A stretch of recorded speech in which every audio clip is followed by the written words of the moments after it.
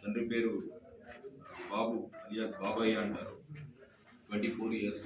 ఈయన మెదక్ జిల్లా తూప్రాన్ మండలం కోనాయిపల్లి విలేజ్ చెందినవాడు. సెక్యూరిటీ గార్డుగా పనిచేస్తారు.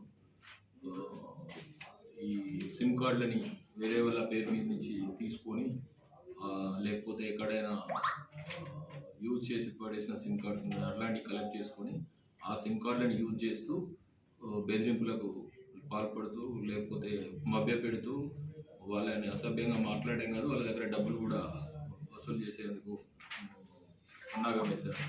సో ఆ క్రమంలో ఇతన్ని మేము ఈ 6 కేసులలో అదుపులోకి తీసుకోవడం జరిగింది. ముఖ్యంగా కోదాడ డివిజన్ పరిధిలో చూస్తే నేరేడు చెరువులో 2 కేసులు, హుజూర్ నగర్లో 1 కేసు, మైల చెరువులో 1 కేసు, అదేవిధంగా కోదాడ టౌన్లో ఫస్ట్ కేసు ఇక్కడ చేయడం జరిగింది. పరిగిలో కూడా 1 కేసు.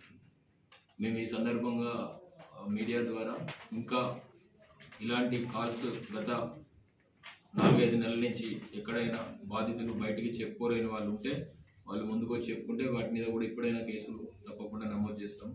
దయచేసి బాధితులు ఇంకెవరైనా ఉంటే కూడా ధైర్యంగా ముందుకు వచ్చి షీ టీమ్స్ ద్వారా కానీ లేకపోతే ఉమెన్ సేఫ్టీ వింగ్ ద్వారా కానీ లేదంటే నేరుగా మాకు కానీ సంప్రదిస్తే తప్పకుండా ఇంకా కేసులు నమోదు చేస్తాం.